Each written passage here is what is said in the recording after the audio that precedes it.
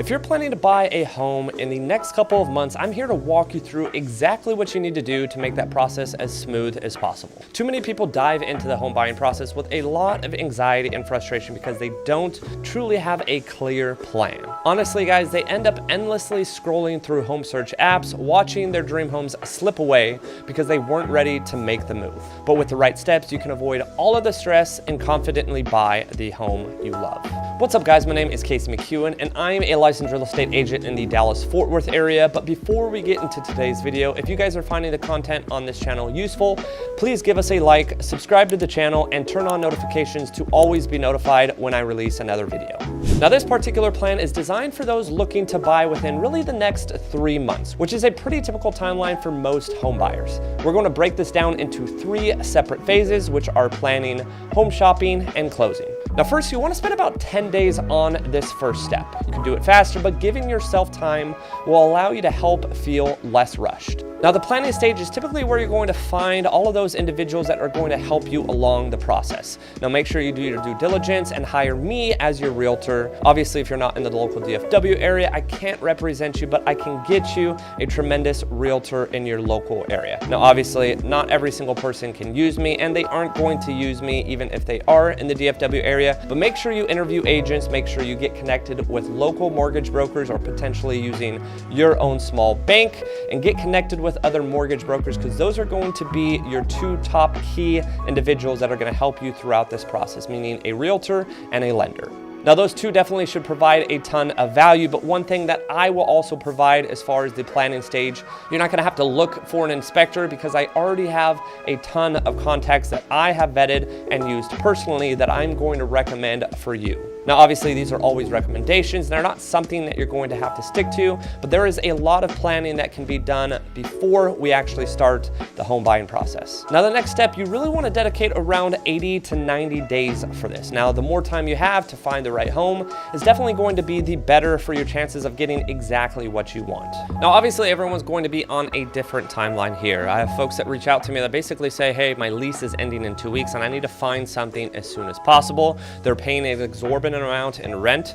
So at the end of the day, just finding a home that's going to make sense for their current lifestyle and is certainly going to be better than renting can definitely be possible here in the Dallas-Fort Worth area within a couple weeks. Now, to also give you another example on the other side of the spectrum, I had someone reach out to me this past weekend that is essentially an agent outside of my market's friend, and they're going to be moving to the Dallas-Fort Worth area. Well, they are going to be moving to the Dallas-Fort Worth area in June of 2025. We're talking about a solid 10 months away from now. There's not a lot of work that I can do really that far in advance. I can definitely get to know them. I can stay in touch with them, keep up with them on social media, or just kind of text them periodically to make sure that they're still indeed going to be moving here in 10 months. But 10 months is certainly more time than one needs to be able to go through the home buying process. And last but not least, this stage, you want to reserve the final 30 days for the closing process once you found your home and made an actual offer. Now, one of the biggest mistakes people make is spending too much time scrolling through home search apps without being ready to actually take action. Now, this just builds up frustration and anxiety. Instead, focus on getting all of your planning done up front and first, so that when the right home comes along, you're actually able to jump on it and act on it, put an offer on it, and potentially call it your home. Now, there's nothing wrong with window shopping. I think we all do it in different variances of our life, whether it be, looking at cars online because we know our car is going to essentially give out in the next year, or whether or not, hey, I want to buy a house in the next couple years, so we hop on Zillow, or maybe we're just walking down the street and you literally are window shopping, taking a look at clothing. Once again, there's nothing wrong with window shopping, but if there is true intention there to buy a home sooner rather than later, just make sure you're not spending all of your time searching through homes on these various apps, especially searching through homes that are outside your budget. Speaking of budget, before you do anything else, take a close look at that budget. Write down your income and all of your expenses. Use a budgeting app or just a good old pen and paper, whatever works for you, to determine ultimately what your budget is going to be. Now, this step is crucial because it will help you understand what monthly payment you can comfortably afford for your new home. Forget about any rule of thumb here and focus on what feels right for your lifestyle. Obviously, make sure that you don't go heavily over your budget. I can't tell you how many times I have people set on a budget of $500,000 and then they send me a house that's $750,000. Needless to say, when they actually get the mortgage payment for that $750,000 house, they're right back down to $500,000. But also on the other side of things, if you're spending $500,000, the houses that are at kind of that price point are not going to be comparable to homes at $300,000 or $350,000. So yes, a mortgage is going to be much nicer to look at if you're buying a $300,000 or $350,000 house, but it's not truly comparable if your budget and most of what you're looking at is at that $500,000 point. Next, you need to make sure to get a pre-approval for that mortgage. Now, this will not only confirm that you can actually get a loan, but also help you understand what type of loan is going to be the best for you, whether or not that's conventional, FHA, VA, or USDA.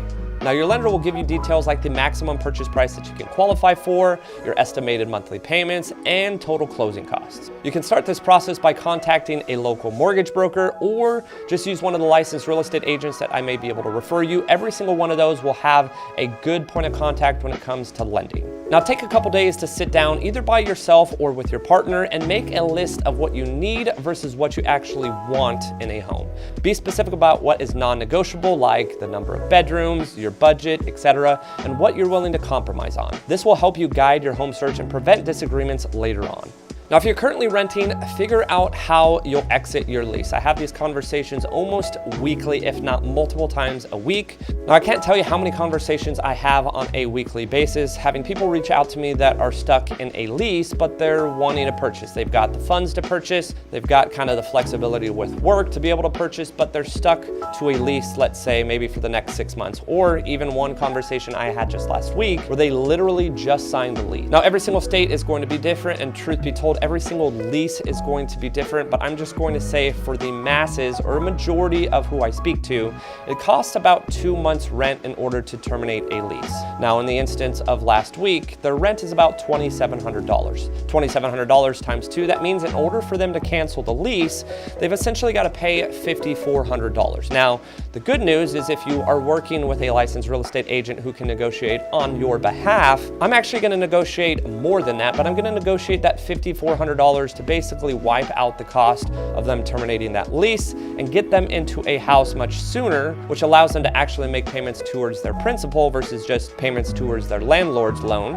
and have them in a house sooner versus later. Now, in the home buying process, there likely is going to be a situation where you're still renting and then also have to make a mortgage payment. Again, trying to advise you guys on making sure you're surrounding yourself with the right type of people. If you work with a realtor who understands this, they can kind of time it to where your closing date on your house and the actual last payment due for your rent don't overlap, so you're not actually paying rent and a mortgage, which for some could be a pretty significant expense. By now, you should have your mortgage pre-approval letter. Next, you need to find a real estate agent or just skip that step and use me, as I have continued to mention throughout this video. But again, all jokes aside, if you don't have a recommended real estate agent already, or maybe your best friend recommended a crappy real estate agent, make sure you're doing your due diligence, getting recommended a strong, experienced real estate agent that is not just going to write a contract or open a door for you, but actually work on your behalf.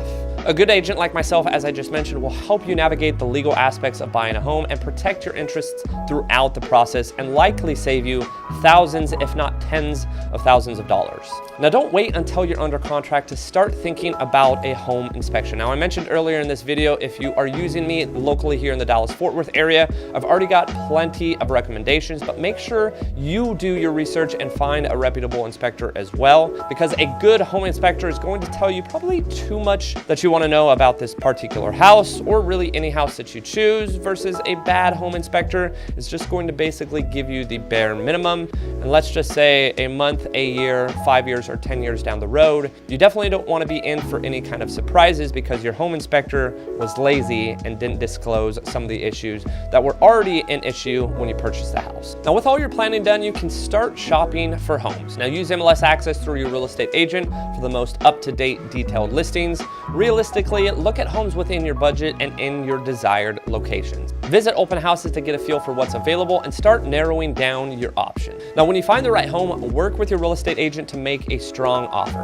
Now, a strong offer could vary depending on the house and whether or not it's been sitting, or if it was just recently listed with multiple offers. Now, once the seller accepts, you'll enter the closing process. Your lender and agent will guide you through steps like the home inspection, title search, appraisal, and finalizing your mortgage at the end of the day. After signing your closing documents, you'll get the keys to your brand new home. This 90-day plan will help avoid the common pitfalls of home buying and ensure that you're ready to move quickly when you find the home that you love. Thanks again for watching, guys. If you have any questions whatsoever about the home buying process, as I continue to reiterate over the course of this entire video, I've been doing this for the last 7 or 8 years. I've helped over 300 different clients myself locally in the Dallas-Fort Worth area, but I am also connected with real estate agents all over the country that do this, again, not part-time whenever they have enough time to do so, but full-time agents that are incredibly experienced all over the country.